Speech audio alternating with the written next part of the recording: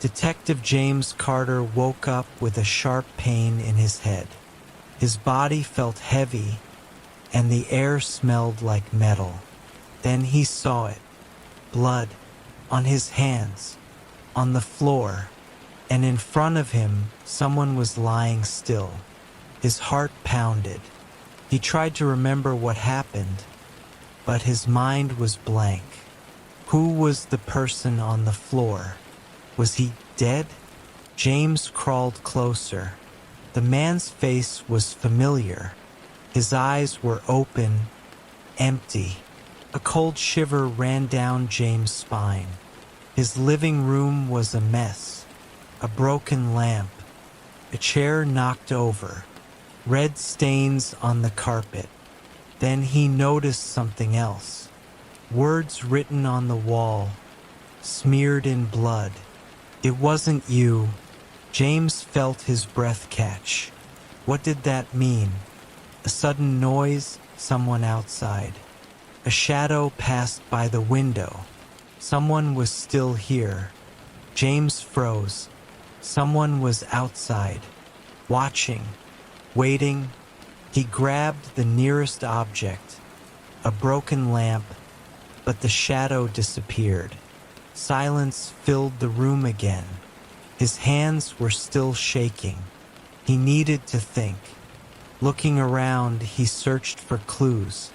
The victim, he knew him, Mark Reynolds, a fellow detective, a friend, or at least he used to be. Mark's phone was in his pocket. James pulled it out and checked the screen.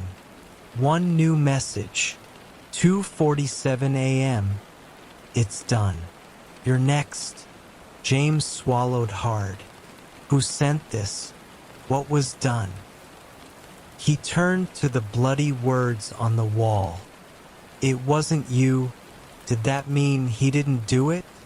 Someone wanted him to think he did. A sudden knock at the door. James' heart stopped. James stood frozen. The knock came again, louder this time. He glanced at the body. Blood. Mess. He couldn't let anyone see this. Taking a deep breath, he stepped toward the door and opened it slightly. A man in a dark coat stood outside. His face was calm, but his eyes were sharp. Detective Ryan Cole.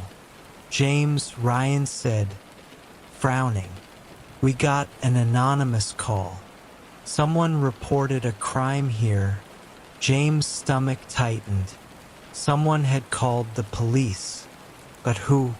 He forced himself to stay calm. A crime? Here? His voice sounded strange, even to himself. Ryan's eyes moved past him, scanning the room. You okay? You look pale. James gripped the door. If Ryan stepped inside, he'd see the body, the blood, everything. He had to make a choice. Lie or tell the truth. James forced a weak smile. Yeah, I'm fine. Just not feeling well. Ryan didn't look convinced. Mind if I come in? James' heart pounded. If Ryan saw the body, it was over. He stepped forward, blocking the doorway. It's late, Ryan. Can we talk tomorrow? Ryan narrowed his eyes. Then his phone buzzed. He glanced at the screen and frowned. James watched as Ryan read a message. His expression changed, confused, then serious. He looked back at James. Are you sure you're okay? James nodded quickly. Yeah.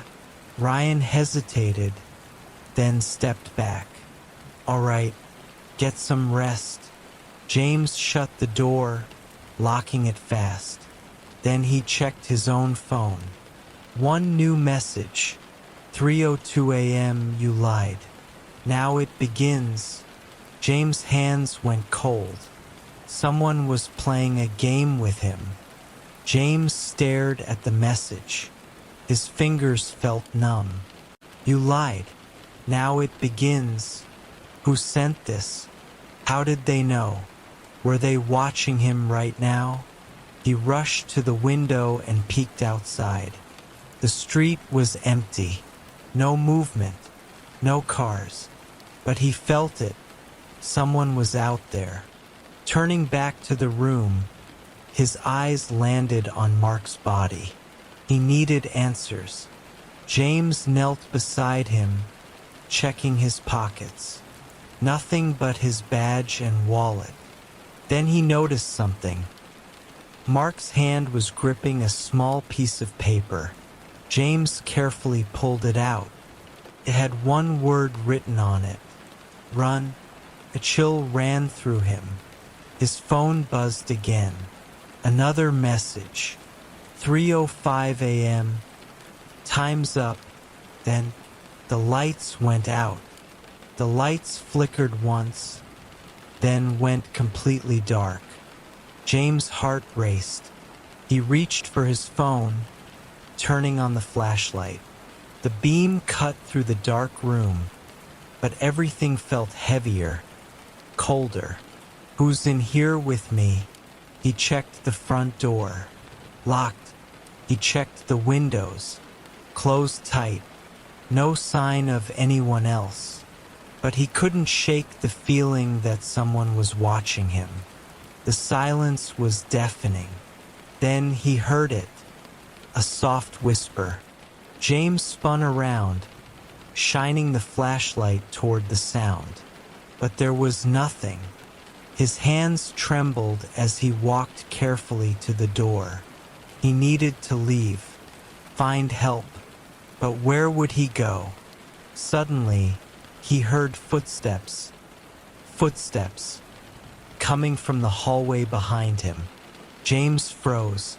His heart pounded so loudly he thought it might explode. He moved toward the sound, trying to stay as quiet as possible. The footsteps stopped. He couldn't see anyone, but he felt their presence. Then came a voice, low and calm. You're too late. James' blood ran cold.